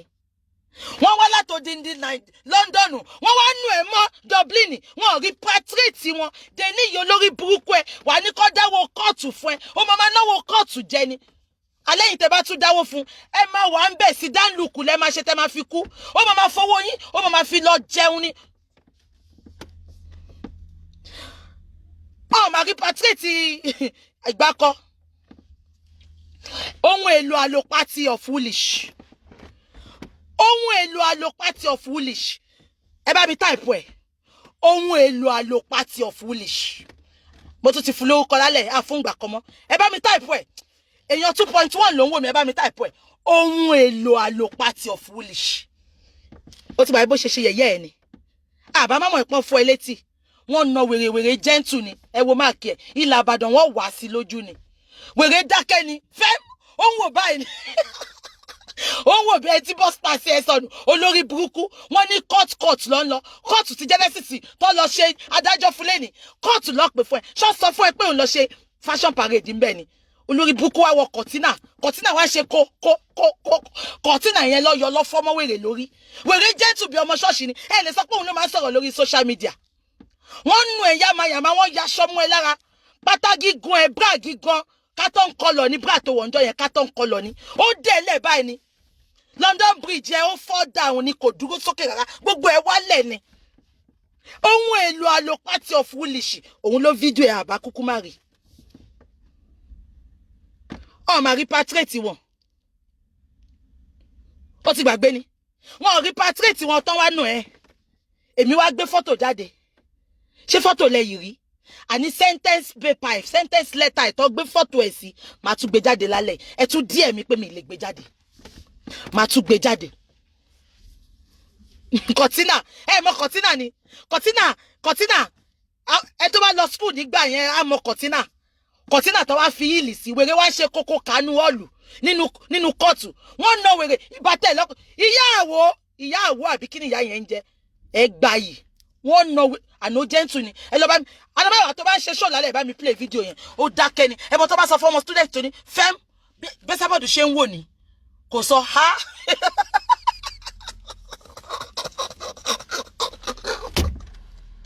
God no go shame us. God shame Esabod. God is always shaming her. Shameless old hag. Dirty idiot. Ẹ wo kaba tó wọ̀ lánàá. Adójútì ni ọmọ àlè Ìbàdàn. Olórí burúkú. Ó dàbí àwọn tó ń tàmàlà ní bẹ̀rẹ̀. Very dirty looking idiot. Abẹ́rí. Ẹ ti mọ̀ pé mi ni running mate ẹ̀ abẹ́rí wíìgì ẹ̀ lánàá olórí burúkú lo synthetic ẹ ti mọ̀ àwọn bèbí oníke tó máa ń lò lẹ́kọ̀ọ́ ìgbà ọdún báyìí ọdún yóò yẹ ẹ ti rántí ní Àsúàní tẹ bá rántí ìgbà ayé yẹn bọ́dún ṣe ń bọ̀ yìí ẹ ti mọ̀ àwọn bèbí yẹn a ní wọn ní blue a ní wọn ní green a ní wọn ní red ẹ ti mọ̀ àwọn tó máa ń wọ̀ àwọn bèbí Nàìjíríà ni omi ìsà àwọn bèbí ìlú òyìnbó àwọn bèbí tó máa ń tà Nàìjíríà ẹ ti mọ̀ àwọn synthetic ẹ̀ tó máa ń lò yẹn wọ́n wá ṣe tàgbàlagbò lórí burúkú wọ́n ṣe ti bábì wèrè wá lọ sọ́jà ó lọ supermarket Dublin àṣìírè ó lọ ra yẹn ní kọ́lọ̀kọ́lọ̀ òde yẹn ṣé wọn náà máa pè yẹn ní wíìgì wọ́n sọ gbogbo àwọn tó ń lo Brazilian wọ́n sọ ok mo ti fẹ́ pa Brazilian lọ́nà wọ́n sọ gbogbo àwọn tó ń lo original human hair ó wá mú olórí burúkú synthetic yẹn dàbí ẹ ti mọ àwọn bèbí Nàìjíríà àwọn bábí dọ́ọ̀lù Nàìjíríà wèrè wá mú irun pink ó de èmi ṣàníran ní mate ẹ̀ ó ń bá mi compete inú ìgò àbólórí burúkú ní ẹni mọ́mí alátiṣe ló ń fún ẹ nígò náà mọ́mí alátiṣe ló ń ta replica gbogbo ògò tó ń lò yẹn mọ́mí alátiṣe ló fún ẹ náà àbólórí burúkú ní ẹni ẹ wò gojú wèrè ìgò lójú ọmọ ọ̀daràn illiterate kò mọ nǹkan tó ń rìn rárá àwọn ọmọ náà ṣe wá lókà bẹ́ẹ̀ yẹn ṣé community school Dublin lọ ni wọn ò bá àwọn ọmọ gidi èèyàn gidi mingu ni ọwọ́ tálíkà ọwọ́ akúṣẹ̀ tó fi tó ẹ dàgbà òun náà ló fi tó àwọn ọmọ ò lajú rárá ó sọ pé gò tèmi wọ̀ tóbi jù mí lọ ó mọ̀ pé oríṣiríṣi shape of sunshade ló wà àwọn kan wà á tóbi jù ẹ lọ bó ṣe design wọn ni ó rí Christian Dior mi ni ẹ bá mi gbé jáde fún ó rí ni ó gbọ́dọ̀ tóbi ni because bá ṣe design ẹ ni àbólórí burúkú ni ẹni oní Turkey of Turkeyland ọmọ àsòkò pàyà láyẹ ẹgbẹ̀yìn ni ìyá ìfóyè kẹ̀ṣọ́ wọ́n ti pọ́n ní òmù ló ẹ̀ǹdì ayé ẹ̀ sí ìgbẹ̀yìn tiẹ̀ náà ọmọ ibi tó máa ẹ̀ǹdì ẹ̀ sí ojú títì Dublin ìtàràn ọ̀nì ló máa pa ẹgbẹ̀yìn olórí burúkú onídọ̀tí no wonder tí Gaddafi fi ẹlẹ̀ tó kó ẹ̀ sílẹ̀ tọmọtọmọ ọmọ àlè ṣétàn ló bá àbárọ̀bá bàbá ọmọ tèmi fi mílẹ̀ lóòótọ́ bọ̀ ó ń ṣojúṣe ẹ̀wọ̀n sọ fún ẹni lọ bèrè lọ́wọ́ wọn kọ́ sọ fún ẹ tí n bá pè é sínsìn credit account mi máa credit ẹ̀ bọ́ mo ò fẹ́ ní lára ni because èmi náà ń ṣiṣẹ́ mo lówó àbí wèrè ní ẹni Gaddafi kó ẹ lé o tún gbé ẹ ṣépè ń gbà àwọn ọmọ ẹ ṣépè ọkùnrin wo ló ń ṣe bẹ́ẹ̀ because ó ti rí pé súnú ẹ olórí burúkú ni ẹ aláìní tìjú òun ló máa bọ́ àwọn ọmọ lọ́mọ àwọn ọmọ tí ẹ̀kẹ́ ò ṣe rere àwọn ọmọ ẹ ò ṣe rere very wicked woman witch wòmí dáadáa kọkùnrin tàtọ̀rìn kóbìnrin tàtọ̀rìn kàwé ẹni tó máa lómi lẹ́yìn ẹsẹ̀ jura wọn lọ wo nǹkan tá à ń plan fún ẹ ò ní dúró wò tán èmi ni mò ń dá wọn dúró mo fẹ́ ní day off ni mọ́mí Ellen máa sọ déètì fún yín wo ayẹyẹ second time kò ní sí nǹkan tó máa ṣẹlẹ̀ repatriation yẹn a máa ṣe lẹ́lẹ́kejì olófo abẹ́rẹ́ tó ń kó ti lọ olórí burúkú òbú ọba ìwọ ló bú gbogbo ọba àwọn ọba ládéládé òbú wàsíù tó bú yẹn ó tún gbé ẹ lọ sẹ́kọ̀ọ́ wọn máa repatriate ẹ wọn máa tiẹ̀ mọ́lẹ̀ àníkú ló máa pa àwọn alátìlẹyìn ẹ gbogbo àwọn tó ń ìlànà abẹ́ tiẹ̀ yẹn wọn ò ní kú síbi táṣọ wọn wà wọ́n wá ní kọ́ repatriate mi torí mo gbé fọ́tò jáde tí máa gbókò Genesis jáde ńkọ́ kí ló máa ní kọ́ ṣe olófò olóhùn òní dọ̀tí ìyá jati yama gbogbo àwọn ìyá 60 tí mo mọ̀ lórí social media, they are doing exploit, they are doing well. On my advice àwọn ọmọ kékèké ni, on my put wa sí ọ̀nà tó dá, on my sọ fún wa bá ṣe lè make owó. Olórí burúkú agbe kogi ewé coriander, ewé olórí burúkú, ewé tí ó tà, ewé tó lọ ń jálẹ̀ ń kùlé àṣírí àgbà lòun ń tà yẹn. Kí ló ń tà? Don't show us, we don't want to see your PayPal. You are fake. So fẹ́ jẹ́ kémi náà fi PayPal tèmi wọ́n ẹni, ọmọ iye tó wà nínú PayPal mi ni. You are fake. You are just cheap idiots. Àgbà òfìfo ni ẹ́. You are an empty barrel. You make the worst noise. Everything about you is zero. Olófo. Ó mú synthetic baby. Ó wọ̀ yẹn ó dé yẹn sórí aṣọ ọ̀sẹ́gì. Ó wá bọ́ta, òun náà ó ń ṣe bí alára. Abẹ́ẹ̀rí. Dirty idiot. Old hag. Dingbats. Olóṣì ọmọ wọn kí wọn. Dárúkọ àwọn ẹbí ẹ nínú kíní.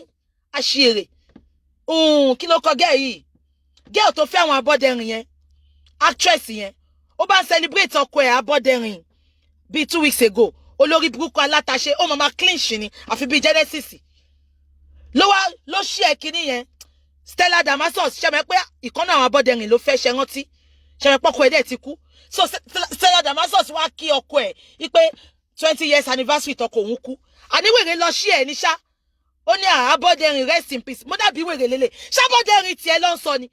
Àbólórí burúkú ni woman yìí ni. Tó bá ń pa àwọn Abọ́dẹrìn yà ní kó máa là. Kó ń ṣe tiẹ̀ ló ń sọ. Ta ló mọ tiẹ̀ wèrè ní tiẹ̀? Olórí burúkú ni Abọ́dẹrìn tiẹ̀. Abọ́dẹrìn tiẹ̀ ò lẹ́bí.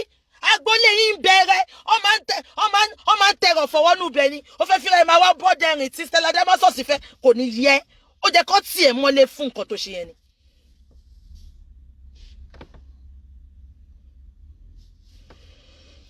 Ìyá òfò Ọlọ́run yọ ẹ́ tó jẹ́ pé mo ní nǹkan tí mo fẹ́ ṣe lálẹ́ máa tún padà wá bẹ́ẹ̀. Olè scammer ni ewé yẹn ò ṣiṣẹ́. Ẹ jẹ́ ká ti bí pẹlẹbẹ, ẹ jẹ́ ká ti bí ìṣàdọ́ kíyèsí ogun. Ìyá alágbo oníwà alágbo accepted. Àwọn tó ń tẹ̀lé ẹ 90% wọn níwèé, 90% wọn lọ́kọ bíi tèmi, 90% wọn àgàn ni wọn. Àyìnkẹ́ lọ lórí àwọn àgàn association 90% kò sí nǹkan tó dá fún wọn. Vivian àìsàn kò gbóògùn ṣe òrèwé fún o. Ewé ti sunko lórí burúkú. Ó wá ní wọ́n ń tàgbò. Ṣẹ́rí ara nǹkan tí máa ń sọ fẹ́yìn Nigerians ni. The same way táwọn prophet yìí tán ṣe ń lórí wa nìyẹn. Ẹni tó fẹ́ dáṣọ fún yàn wọ́n sọ pé tọrùn ẹ̀ lákọ́kọ́ ń wò. Ẹni tó fẹ́ gbàdúrà fún ẹ kọ́rọ̀ ayé ẹ nítumọ̀. Wà á kọ́kọ́ wò àwọn tó ti gbàdúrà fún. Wà á kọ́kọ́ wò nǹkan tó ń ṣẹlẹ̀ nínú ayé ẹ̀.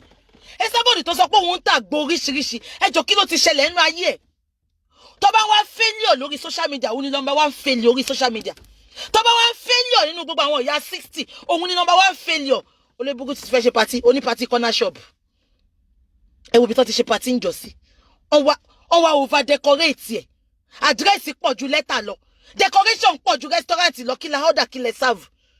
Anara illiteracy ẹnìyẹn ò lajú rárá. Your aim and objective is to be like Bukky Jesse. The fact that you are older than me, you are still envious of me. Everything about me, lo máa ń wò. Àbí ẹ̀gbọ́n tó sọ pé kò ní gold o, irọ́ ló àbólórí burúkú ni ìyá ẹ̀ ni. Àní gold mo tún fi gift ara mi fún Christmas. Ò ní jèrè. Ṣòro bí mi jọ idiot bí ti ẹni. Ṣòro bí mi scam àwọn èèyàn bí ti ẹni. I work. I'm a very hardworking lady. Ó mama tara ni. Àbí ẹ̀gbọ́n tó sọ.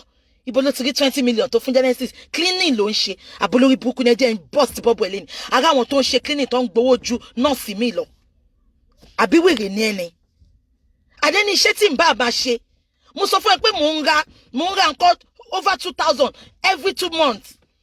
Ó yí wá kí ló kún ẹ pẹ̀lú iṣẹ́ tí mò ń ṣe? Ó ń dún. Ibo ló ti rí owó tó fẹ́ fún Genesis? Okay, wọ́n fẹ́ ṣèkórè Sunday báwa ra màálù kan fún wọn.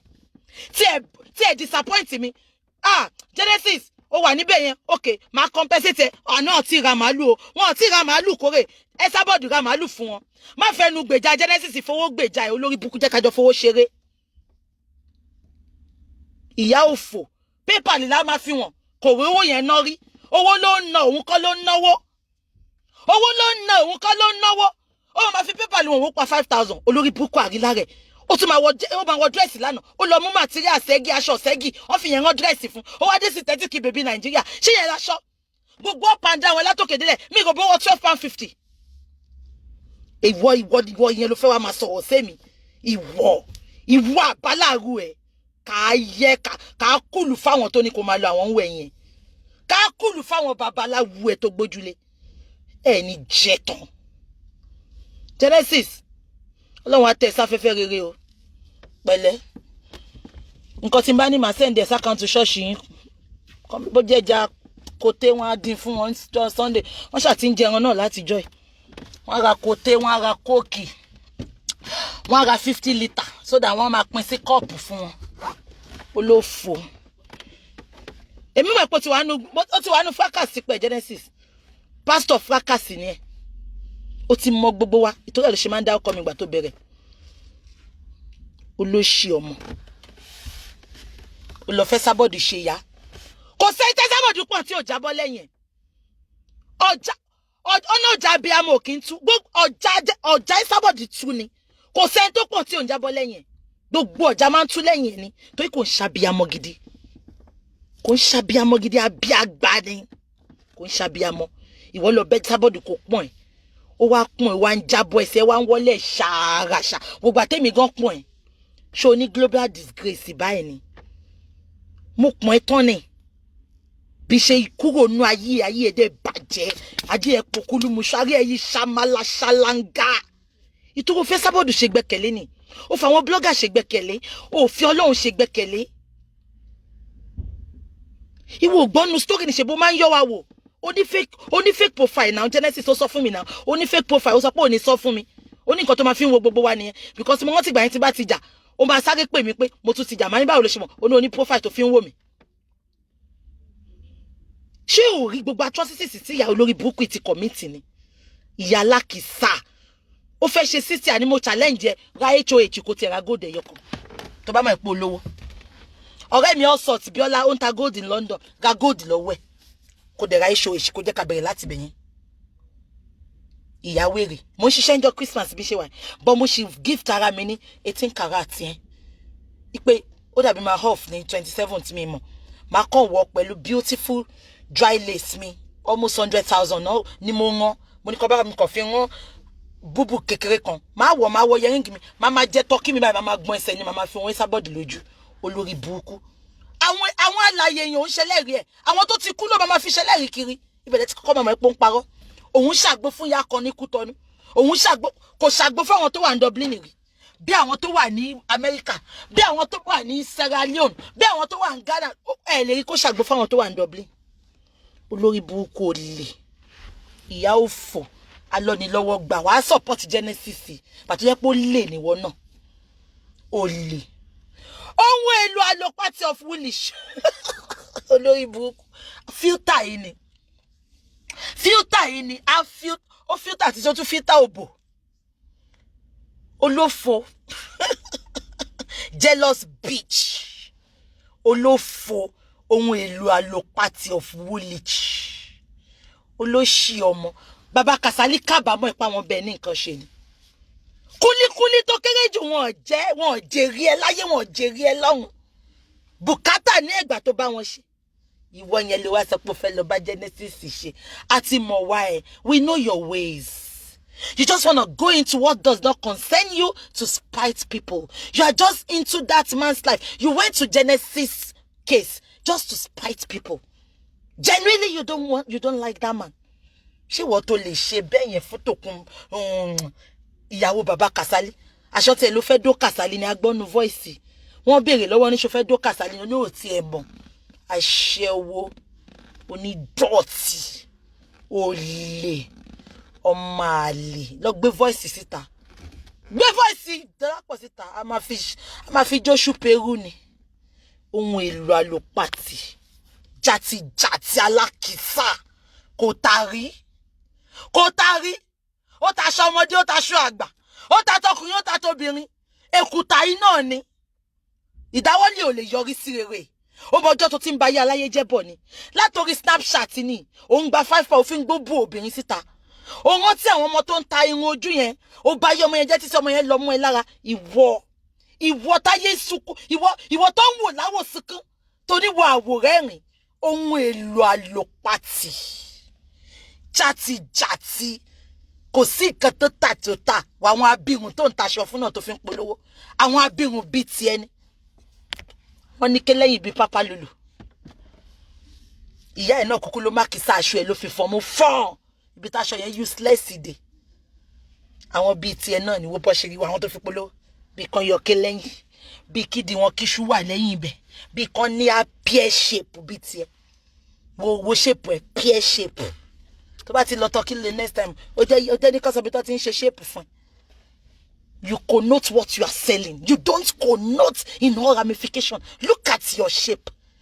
On taṣọ wo bó ṣe rí ọ̀nà mọ aṣọ láṣọ yẹn wo bó ṣe rí kò ń ṣe tẹnu tí bá wọ tọ́ta mi bá wọ just anything orí báwọn èèyàn ṣe máa ń kó mi jẹ ni wọ́n máa ń kó mi jẹ bí Indomie ni. Naturally I am gifted. I have got a good physique. Gbàgbé bó ṣe ṣẹlẹ̀ kò sí nǹkan tí mo wọ̀ anáwọn nǹkan ń bọ̀ tí ma wọ̀ fún inú ọdún kò sí nǹkan tí mo wọ̀ wọ́n máa bèrè ní èèyàn kan bó jẹ́ èèyàn kan ó máa inbox àǹtí ta ló bá yín hàn àǹtí ẹ fún mi ní style yìí wòmí náà wòmí kò jí sọ̀rọ̀ mi ìdẹ táṣọ o olórí burúkú ohun èlò àlòpàtì of foolish kò tarí returns ló máa ṣe DHL ti wá gbé o olórí burúkú ké onítáyà olóṣìdánkù àṣìírè olóko tíírín onítáyà olè tó ń wá rúfùsì kó wá bóun sponsor kó wá bóun tọ́jú àwọn ọmọ òun ní Nàìjíríà olóṣì olóko dógidógi yàrá ẹ̀ empty ni yàrá ẹ̀ dàbí àwọn yàrá £25 tó fi ń rẹ́ǹtì ẹ ti bá àwọn bed six tó máa fi ń rẹ́ǹtì ní London yàrá tó ń gbé nìyí àwọn tó máa ń raṣọ lọ́wọ́ ẹ̀ nìyí ẹni tí ò tí ì rówó jẹun àbí fọgànáísà ní London kò tún ṣòun ló ní fọgànáísà o ó ń kọ́ṣẹ́ fọgànáísà ni o ẹni tó ní fọgànáísà wà ń bẹ o máa gbé ẹnìyẹn jáde lọ́la fún yín ó lọ ń bá wọn mánéèjì nítorí kò níwèé àwọn wèrè dédé tó bá ti jalè tán obìnrin London ọmọ máa wá tó máa bọ́ bùkátà wọn olè àfibiṣolóore kéèyí nìkan ló raṣọ lọ́wọ́ ẹ̀ lè rí kọ́tà fọkùnrin mi kéèyí nìkan ni olóṣì ajẹ́pẹ́ àmọ́ wí ẹ̀ ìwọ tó lè go to any length just to prove a point. You are so fake. Wallahi bọ́tà ní £1 ò lè rẹ́ni tó máa rà ẹ́. Everything about you is rubbish. You are nothing but a wasted product, waste of sperm, waste of human space. Ẹni tó kówó lé ẹ lórí kó lọ sí ṣọ́ọ̀bù bó mọ̀ pé báyìí náà wàá máa kábàámọ̀ ni. Ìyá tiẹ̀ ti jàpá ó ti fi gbogbo yín lẹ̀ ó ti jápa àwọn wèrè dédé àwọn olófò àwa wítọ́ nílòfò ń bínú ológo yín dancing ológo yín ti wà prison àwọn tí ò lógo àwọn ológo less. Look at them, set of bunch of fools, bunch of idiots. àwọn tó jẹ́ kó fi ṣe nǹkan oṣù blood clots, set of blood clots. Ẹ ti mọ̀ tó bí bá ṣe nǹkan oṣù ẹ̀jẹ̀ tó máa ń dì tó máa ń jáde with force yẹn nǹkan tó jẹ́ kó fi wọ́n ṣe nìyẹn. Ẹ̀jẹ̀ nǹkan oṣù ni wọ́n kàn fọ́ọ̀mù bí èèyàn ni. Àwọn rádaràdà. Ṣé mi jẹ́ ń tẹ̀lé silence ni? Tí n bá dákẹ́ mo hánú àwọn tó ní dákẹ́ ni. Màá gbàpò títí gbogbo yín máa fún yín lésì ọ̀rọ̀ yín. Ọmọ ọ̀rọ̀ lèmi. Mi ní wòwe kí n tó dá yín lò. Unfortunately mi lè gbójú jáde ni torí mo ti ráyè gbogbo pé mo fẹ́ ṣe fídíò dẹ̀ ilẹ̀ ti ṣú ẹ̀ ní rójú mi. Kọ́ tí mo ṣe in absentia ni. Àṣírí jobless idiot. Ọmọ òfò. Ọmọ wọlé ìyàbú ẹkún. Ọgọ́ta ló ní lẹ́nu. You have no good history.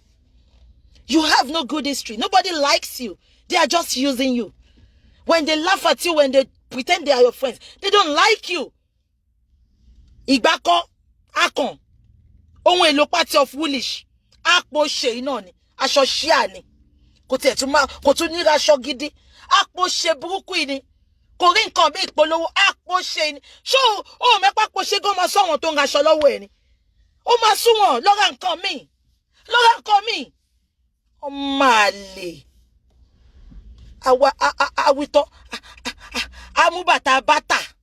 Awo yen sórí àpò ṣá lohun polo. Bata bata. Ẹ ti mọ̀ bata bata yìí àtijọ́. Wọ́n wá modernize wọ́n fi ṣe kan shoe. Olófò. Omale. Ohun èlò àlòpàtì. Ọmọ òfò. Bàbá pupa wo bóun àti ìyá ẹ̀ ṣe rí. Wọ́n ga ju go matesi lọ. Àwọn àti Papa Lolo àti Jacob wọ́n yàtọ̀ síra wọn. Ṣé bí Papa Lolo ti wá ni? Ṣé bí Jacob ni ìyá ẹ̀ ti wá ni àti bàbá pupa? Bàbá pupa yẹn dàbí Humpty Dumpty. Ó yọ lókèrè orí la kọ́kọ́ rí. Orí ẹ̀ tóbi ju gbogbo ara ẹ̀ lọ ni. Ó kujọ́ kọ́kọ́ dàfín. Ẹ̀jẹ̀ àfín. Bàbá pupa ẹ̀jẹ̀ àfín. Òun la máa gbé nọ́ọ̀sì tó máa fi ṣòwò. Olóṣì. Tẹ́ bá ti ráwọn tó rí bẹ́ẹ̀ yẹn, ó kóòdì wọn máa kéré ni. Ọmọ àlè. Àbájọ tó yẹ pé ọmọ àlè ni ìyá ẹ̀ ń gbé wá fún bàbá pupa. Ó bàbá yẹn bó ṣe rí ẹ̀jẹ̀ àfín. Ó kọ̀ sanjọ́ kan kò bá dá àfín.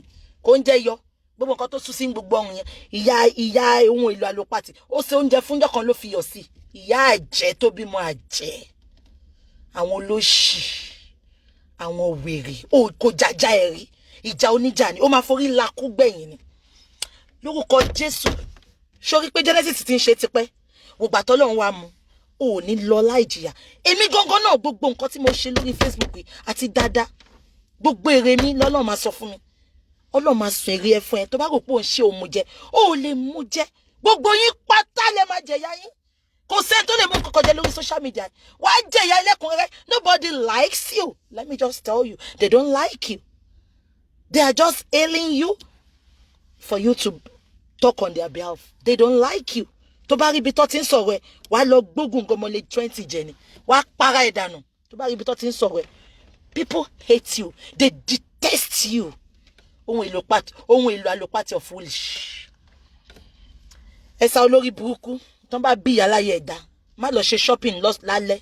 Ṣe shopping lójúmọ́ tí gbogbo èèyàn ń lọ sí shopping hall. Lọ ṣe shopping nígbà tí gbogbo èèyàn ń lọ tó ń lọ shopping mall. Wọ́n á tún nú ẹgbẹ́ kò sí nǹkan tó máa ṣẹlẹ̀. Repatriation yẹn tó bá ti lè bẹ̀rẹ̀ látorí ẹ̀. Wọ́n lè bẹ̀rẹ̀ látorí ẹni kankan. Ṣorí bó ṣe nù ẹgbẹ́ ń kọ̀tù tí ó ṣe nǹkan tó ṣẹlẹ̀. Tó bá bí ìyá láyé ẹ̀dá. Lọ ṣe shopping lọ́sàn gan. Wọ́n á tún nú ẹgbẹ́ nǹkan kan ò ní ṣẹlẹ̀. Èmi tí mo sọ bẹ́ẹ̀ ni. Olófò. Very useless woman. Very dirty bastard. Àwọn wo ló ń àgbo lọ́wọ́ ẹ̀? Ẹ wo bí tó ti ń tàgbẹ̀wò environment ẹ̀. Ó ti dọ̀tí jù. I cannot stand her. No wonder tó sọ pé àwọn tó wá ń gbé ẹ ní London. Wọ́n máa ń lẹ́nu ẹ̀ rùn. Ẹnu ẹ̀ máa rùn. Ó máa jókòó síbẹ̀ yẹn ni. Ó máa làbò sórí àgbo. Ó máa tutọ́ sórí àgbo. Àgbo yẹn náà ló máa tún tà fáwọn customer. Àwọn tó ń àgbo lórí ibú. Mo ń gbé ìyá alágbo bọ̀. Ìyá alágbo yẹn máa jẹ́ kó gentle. Wọ́n á sọ nǹkan téwé ń jẹ́ fún ìwọ tó mọ orúkọ téwé ń jẹ́. Ìwọ tọ́lọ́run ò pè tó pera ẹ̀. Olóṣì. Àwító ńlá wọ́n fẹ́ fóun lóye. Óyè tèwo. Óyè tèwo. Olórí Book of Dublin àbí oyè wo ló fẹ́ fún ẹ. Olófò. Ẹ jẹ́ máa lọ. Ó ti rẹ̀ mí ẹ jẹ́ máa lọ. Mo lọ bíṣẹ́ látàárọ̀. Ẹ kú palẹ̀ mọ́dún abáwa láyọ̀. Ẹ ṣé o. God bless you. Genesis, honestly, no hard feelings. I'm just out to scold you to make you change because I can see you don't want to change. Ìkànnà àwọn ìyàwó ẹ̀ tó bímọ fún ẹ tó wà l'Amẹ́ríkà ó dídí pè mí nẹ̀. Ó náà ti Bukky bọ̀bọ́ yẹn ò lè change. Èmi ti ń fẹ́ tipẹ́ kí n tó bímọ kò lè change but èmi máa change ẹ. You will change. Ṣòrí lè ní sí tó dé láti court you can't even come out. Sorry ìgbà tó dé tó wá fún ẹ ní bad news pé wọ́n fi ẹ́ sílẹ̀ you can't even come out. You were in your room on sober. That is what I want you to do. Reflect. Bọ́lọ̀ ń sọ̀rọ̀ sunkún sọ́lọ̀ lọ́rùn tọ́rọ̀ dáríjì ẹ̀ṣẹ̀. Ọlọ́run ò fẹ́ kó ẹlẹ́ṣẹ̀ bí kò ṣe kó ronú pìwàdà. Honestly, I don't hate you. Heaven sees it. I don't hate you. Mo kàn hate irọ́, mo hate irọ́, kẹ́ máa fi irọ́ bò tọ́ mọ́lẹ̀ ni. Let's call a spade a spade. Jẹ́ káwọn èèyàn mọ orí èèyàn tó jẹ́. Má fún wa ní two face, má fún wa ní different series of Genesis. That is what I'm upset with you about. You are not real. You are too fake. Ó dẹ̀ máa wá gbọ́lágo ṣiṣẹ́. Honestly, no hard feelings. I feel sorry for you, but at the end of the day, you do the crime, you serve the time. Ṣé bó sọ pé ọmọyàn ni? Clinching yìí náà ni ó mọyàn kankan, ó léèyàn. Wọ́n wá sọ àwọn tó mọyàn wá ń pe Esabod. Ṣé Esabod jẹ́ ó jẹ́ bí èèyàn ni? Wọ́n ní Genesis àwọn olóró kọlù tó wà ń pàtí ẹ̀. Màmá Esabod wà ń pàtí mi bí àwọn yẹn. ilẹ̀ aṣọ onúlẹ̀ aṣọ odòtí àkísà ìyẹn ló ń pè léèyàn. Ẹ jẹ́ máa lọ. Genesis change tó bá change fún ẹ fún family ẹ ni àti fún ìjọba ọ̀run ẹ. Nobody hates you. Gbogbo àwọn tó ń jàjà yìí náà a kàn hate kẹ́yìn fake prophet kẹ́ wá máa gbowó lọ́wọ́ wa kẹ́ máa ṣorí burúkú kiri. Ẹ̀yin gangan ló jẹ́ kọ́kọ́ hand kan tó hand SARS. So that's what we are talking about. Nobody wants to see you. Nobody is in competition with you. Just change. Change and stop mocking God. Má forúkọ Ọlọ́run jìyàn jìbìtì, má fi jalè, má fi parọ́. Nǹkan tí ó ṣẹlẹ̀, má sọ pé ó ṣẹlẹ̀. That is what we are talking to you about. And lágbára Ọlọ́run á bá mi change, Ọlọ́run á kó sí ẹ nínú. Jẹ́ n fi ẹ́ lẹ̀. I'm not going to talk about you again. But béèyàn kankan bá jáde fún mi, àbí tí bá ní information kankan, má gbé síta. Tẹ́ bá kọjá yẹn, ibi tí Genesis ti ń yàgbẹ́ nínú ṣáláńgá nínú sẹ́ẹ̀lì má gbé síta. Ẹ̀yin ẹ sọ pé mi tó bẹ́ẹ̀. Ó pọ̀, ó wà lọ́wọ́ mi báyìí. Ìgbà tán dé sẹ́ẹ̀lì tán lọ sọ fún pé ọ̀n filẹ̀. Ìgbẹ́ gbígbóná ló sáré wọnú sẹ́ẹ̀lì ó lọ yàgbẹ́ ni. Má gbé fọ́tò yẹn bó ṣe yà tó gbèdì sínú ṣáláńgá báyìí. Má gbé síta fún yín. Ẹ̀yin ẹ díẹ̀ mi. Má gbé síta. Wàhálà for who no like BJ. Wàhálà for who no like BJ. Ká kúlù fún gbogbo yín. Ẹ jẹ́ máa lọ jàre. Ẹ jẹ́ máa lọ. I love you so. Yeah, exactly. End fake pastor. They are fake. Ẹ lè gbàdúrà fún yín. Ẹ wá tíjọ́ mi lọ church mi tẹ̀lé pastor kọ̀kọ́. Ọlọ́run dẹ̀ ń gbàdúrà. Ẹ wo lóyìnbó náà. Wọ́n lọ́lọ́run gbogbo church wọn gan wọ́n ti sọ di pub. But Ọlọ́run ń gbàdúrà wọn. Ẹ mọ̀ nǹkan tó lọ́run ṣe ń gbàdúrà wọn. Inú lọ́lọ́run ń wò, ènìyàn ń wojú, Ọlọ́run ń wọkàn. Ìṣesí ẹ sọmọlàkejì ẹ. Ìṣesí ẹ sọmọlàkejì ẹ, inú mímọ́ ẹ. Òun lọ́lọ́run ń wò. Kò ń ṣojú ayé tí Genesis wá ń ṣe. Tó máa kówó fún yàn tó máa lọ gbà padà. Tó wá ní ẹ ó ń ṣàánú o. Àánú wo ló ń ṣe? Mo rí àfáà tó ń gbàdúrà fún ẹ lánàá. Ṣùgbọ́n òyìnbí yẹn náà ṣe bó ṣe fokó da bọ́ṣọ́láṣí ẹ̀rú kiri. Ó jẹ́ wájẹ́ ń gbé kéèsì ẹ̀ wá. Àfáà kékeré kan báyìí tẹ́ni tó ní pink clips yẹn. Ó máa pọ̀ ńlẹ̀ náà lọ́wọ́ mi fún yẹn. Mi kò fẹ́ dá sọ́rọ̀ àwọn àfáà ni káwọn Muslim lọ máa ṣe yẹn. Ó lè ní gbogbo yín náà. Ó ní jìbìtì níyàn, Ọlọ́run ò pè yín. Ebi ló lé yín débi tẹ́ tí ń ṣiṣẹ́ pastor àti prophet. Ẹ lọ jáwọ́ náà pọ̀n tí ó yẹ kẹ́ gbómi lákaná. Ó lè ní gbogbo yín. Get away. We don't want you on our cyberspace. Wọ́n ti pọ̀ jù. Ojú òun tí yín ni ọmọ máa ṣe yánmọ gbogbo ọmọ máa jáde yánmọ. Àwọn onítìjú. Àwọn wèrè.